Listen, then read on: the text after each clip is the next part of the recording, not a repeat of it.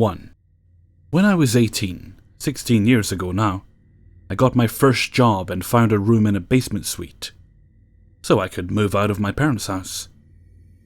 It was $365 a month plus electric, phone and cable, making it about $400 a month. It was a nice suite in a good location. A few minutes drive from my job, a couple of minutes walk from the library and bank and beach.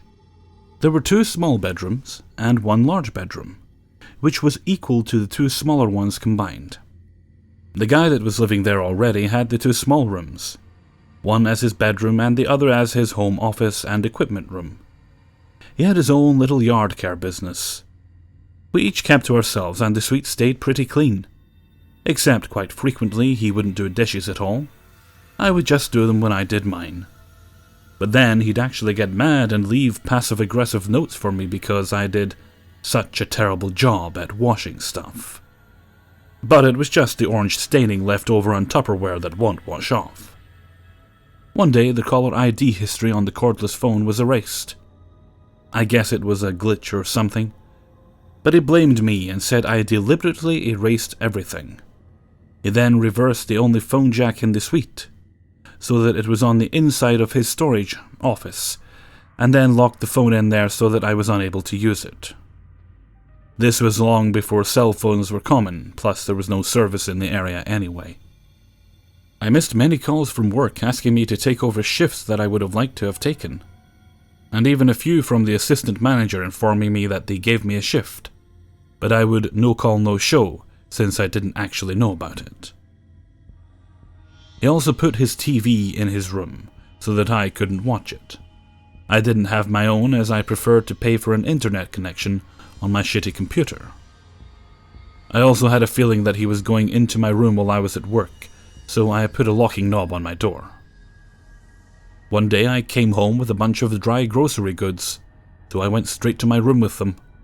I was fumbling with my keys and a ton of bags and accidentally left my keys in the door. I didn't realize the keys were still in the door while I was on my computer. I heard a metal clinking noise but thought nothing of it. Later I went to use the washroom and noticed the keys. Immediately, I knew that the clinking noise was him taking a spare key off of the ring. I had all 3 on there cause I hadn't gotten to giving the landlord one and leaving one in my car yet. And sure enough, only 2 keys were on the ring. I went down the street and bought a new lock right away, and made sure not to leave the key accessible to him. As I was coming back with the new lock, unknown to him, and walking through the living room, he was in there on the phone with a friend. He stared at me in a really creepy way that made me feel scared of him, and when I was in my room and had locked the door, I heard him laugh very menacingly. I waited until I heard him go to his room and quickly changed the knob to the new one. I was sitting in my room and he actually was so creepy that it made me scared for my safety, and for that of my kitten. I packed a bag, put the kitty in her carrier, and climbed out the window in my bedroom. I left the window open a few millimeters and went to my parents' house. While I was there, I talked to a police officer that my parents knew. I said that this roommate was harassing me and made me feel unsafe, was barring access to a service I pay for, the phone, and if there was anything law enforcement could do. No, there was nothing they could do, he said. It would be best if I moved out of there at the end of the month, no leases, just month to month. It took me a week to find a new arrangement. A friend of my mom's, 10 years younger than my mom, 10 years older than me, was looking to move into the area, so we found a really nice mobile home to move into that would allow me to have my cat, and she'd let me pay the same amount I was paying at my current place, even though it was less than half, since she made a lot more money than me. Thing is, we were allowed to move in halfway through the month, but I'd already paid up for the current month at the basement suite. But I wanted out of there as soon as possible, so my dad helped me come up with an idea for payback. So a few days before the middle of the month, I wrote up a contract with my dad's creepiest friend, saying that he could rent out my room from me for the last 2 weeks of the month.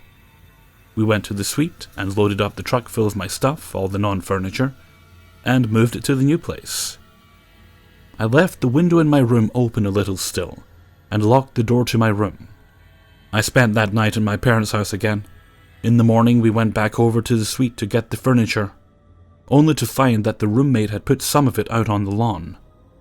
But how had he gotten into my room? I went to the entrance only to see the roommate dash inside and the sound of a lock engaging. I put my key in the door, but he had changed the locks on me.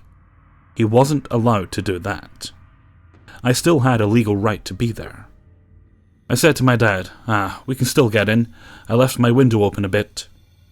Roommate must have heard me say that because we heard scuffling from inside.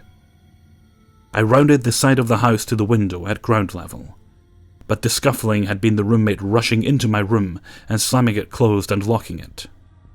My dad shrugged since he was wearing some steel-toed motorcycle boots.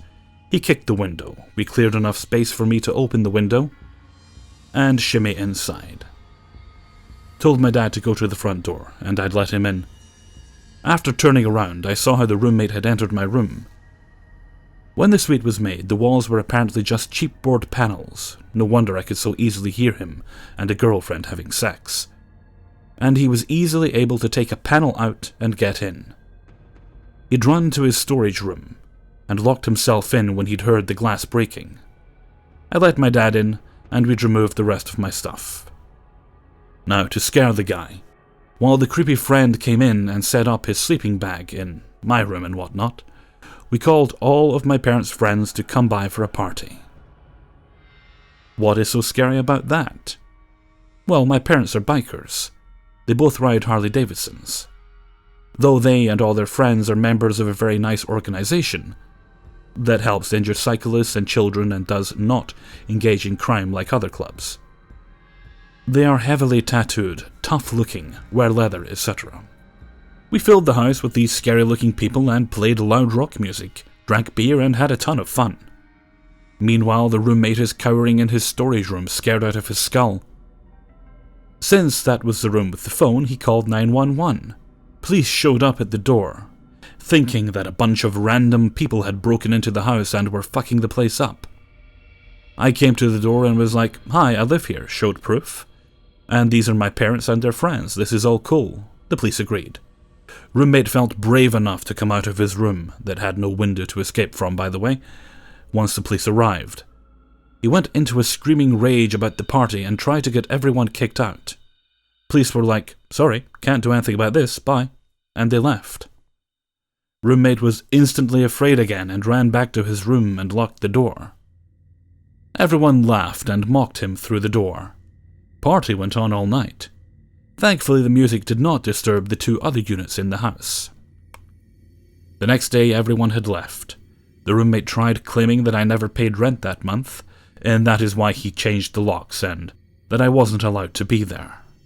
Since things were going badly between us at the time, I had actually walked down to the bank our landlord used, they lived in another city, and deposited my half into her account myself.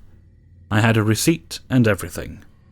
I also had left a note for the roommate at the beginning of the month saying I had done so when I left my check for half of the utilities, minus cable and phone, on the table for him. He was adamant that I hadn't, even with my proof, and said he wouldn't give me my damage deposit back. I hadn't expected to get it, since my dad and I had broken the window a few weeks earlier. I had spilled a glass of pink cream soda and stained the carpet. I went to one of the upstairs units and asked to use their phone to call the landlord. I talked to her to say that roommate changed the main locks on me, even though I was paid up for the month, and she did get my payment, right? She said that she got it, and she would speak to him about the locks since he was not allowed to do that. Then she also dropped this on me. The basement suite was actually not a legally allowed rental. The upstairs units were allowed, but not the basement. Authorities learned about the basement a few weeks earlier, and told her that it had to be vacated.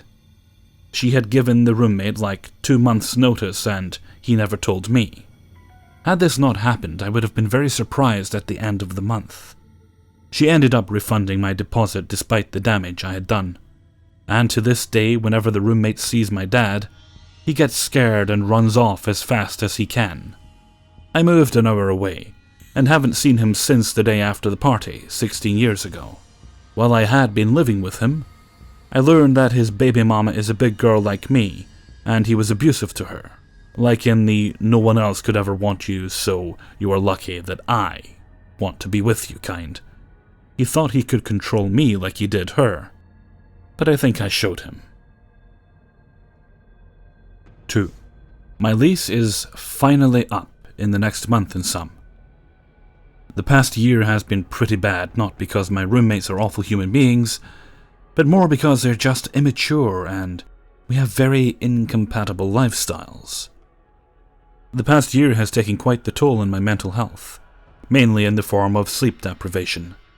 Tonight I'm sitting at the library, about to write a research paper and chugging caffeine. I had trouble sleeping, again, because a new episode of their favorite TV show came out last night. And the loud "oh my god, ahs" were deafening, even through a closed door. Somebody loudly came home at 6 a.m. this morning, waking me up briefly. Tonight they're blasting music, screaming and partying. I expressed to one that it's irritating, given that it's a weeknight. Not really. So here I am, at a library, wondering if I can hit up one of my friends with benefits and crash there for the night to get some sleep. Their blatant disregard for a normal 9 to 5 Monday to Friday workweek is horrific. The rings under my eyes are pretty ugly. Sometimes I do ask them to be quiet enough that I can sleep, and explain when I have important meetings in the morning or when I'm sick. They'll apologize, lower their voices to an inside voice for a minute or so, but then their need to talk over each other overtakes them and they each try to talk over the next. Then they'll loudly tell each other to be quiet so I can sleep. The cycle keeps repeating itself. They're just airheads without responsibilities. It's too bad. I've been dying to move out for what feels like forever. The kitchen will likely be trashed tomorrow, and the countertop will be sticky from spilled limaritas.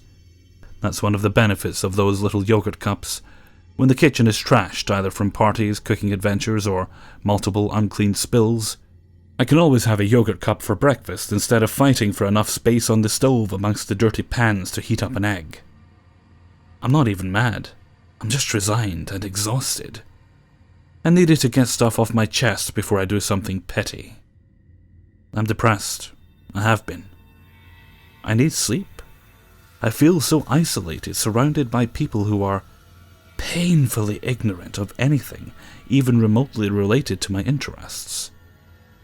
I feel uncomfortable bringing friends over because they pretend like they're not there, and friends have asked me privately what's wrong with my roommates before. So much isolation. Talking to them is like talking to children, only without the curious, eager charm. Now I have to ask myself, do I pay more for a single? Or risk it with more roommates, or roommate, in the hope that living with other people who have jobs and don't have their parents pay the rent is better? If you made it to the end of this post, have bad roommates noticeably impacted your mental health in the long run? 3. So a few months after my partner and I settled down in the Pacific Northwest of America, we were contacted by a friend from our previous city. They heard and saw how great things were going for us here, and they wanted to know if they could stay with us for a bit, until they found a place of their own and got a job. I'm a sucker for someone trying to make it on their own, so my partner and I agreed on the condition they pay rent and it be very temporary. Well, fast forward about a year, and we cannot get this person to leave. They showed up with nothing prepared, and quickly racked up a very considerable debt with us. We did everything for this person to get them started in life, hoping it would lead to them leaving. No resume or CV? I'll write you one. No blankets or bedding? I'll buy you some. Can't find a job? I've got you hired with a friend of mine by vouching for you. Oh, you were fired because you were always late and very lazy. Well, here is a second job I pretty much had to beg for you to get.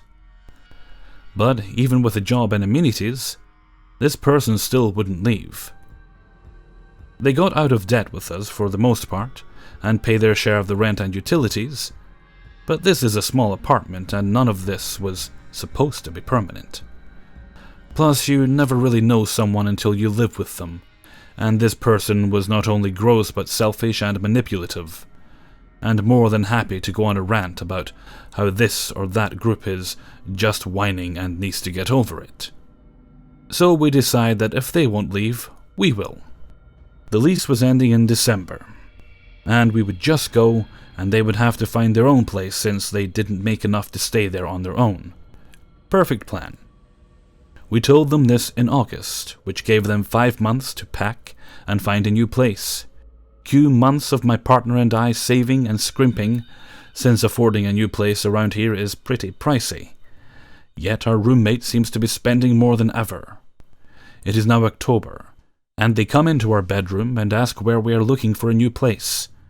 I tell them the areas we are looking at which point they cut me off and say, "No, you can't move there."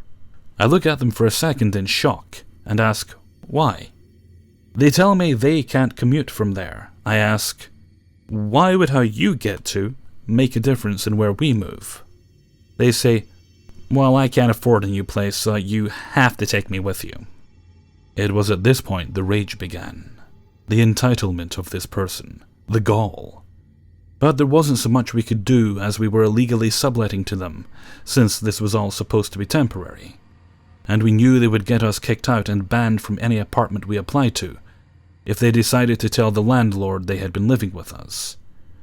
I asked them why they couldn't afford it, and I found out they convinced the old person who runs the place they work at to pay them in cash, so they had no proof of income. They did this so that they could go to the government and say they had no money for food. They were getting tons of government assistance they didn't even need. All said and done, they were making more money every month than we were, since they were paying absolutely no taxes, and all of their food was free on top of it. I was livid. I needed justice. I had a plan.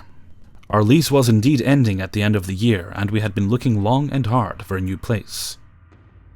But every place we found actually cost more than just staying where we were, so my partner and I decided to pull off a level of scheming you would only find in an old-school sitcom. Oh, we were moving all right, to a different apartment in the same building. Now, I am an awful liar. Couldn't do it if you paid me. But just letting someone form their own ideas and not correcting them is not lying. So I told them the truth, that our lease was up at the end of the year my partner and I are moving, and that since they have no proof of income, no landlord would let us have them as a roommate. They tried to convince us to sublet to them again, and we said that was illegal and something we only offered in the beginning because we thought it would only be temporary. We even told them about the 2 apartments that were neck and neck to take us that we had chosen, and that they needed an answer by the end of December. We just never mentioned we already gave that answer and had chosen to stay in that building. We talked to the landlord about needing more space, and they were happy to shift us to a new apartment, and even gave us a key to the storage space in the basement if we needed it. We bit a bullet and paid both the last month's rent in the apartment we were in and the first month's rent in the one we were shifting to, and slowly started moving all of our things out. As Thanksgiving hit, they finally decided to start looking for a place of their own. With no proof of income and no savings, I told them no landlord would rent to them, and they insisted Craigslist was the answer. I told them about our Craigslist experience, and they just laughed and said we simply had bad luck. Okay, have fun. The time crunch is on, and they have lots and lots of false leads because they refuse to pay anywhere near an actual fair rent amount for any place they try to move into. We, on the other hand, now have all the paperwork done, 99% of our stuff moved, and are not budging an inch as they start to beg us to stay after we move out. Yeah, they wanted us to leave the keys with them, and they would squat there until the landlord kicked them out. That was a big no. So, final day came. They are sitting in the living room, eyes swollen and filled with tears. They try to follow us to our new apartment, but we tell them we have errands to run first, and they need to get going to wherever they were moving to. I then pick up their computer and carry it downstairs and hold it while asking for the keys. They hemmed and hawed, and I didn't put the computer down until they relented and gave us our keys back. They proceeded to wait in the snow for a cab as we walked off into the city to buy groceries and came back to our new apartment and to finish cleaning the old one. The aftermath. So we get a text that night from them, and boy did things go south when they left. They pulled the old grasshopper and the ant routine for so long, they went to the only place that agreed to take them no questions asked that day, and just handed them all their money in cash for rent and security deposit. They did not ask for a key or a receipt. Rookie mistakes, which I had tried to warn them of, but they never listened to anything I said. Then they were very surprised when, after running their own errands, they came back to their new place, and the person they were supposed to live with was not answering their phone. They had no way into the building, and when they finally snuck in behind someone and went to the apartment, they were turned away by a very drunk person who decided not to rent to them, but to keep the money.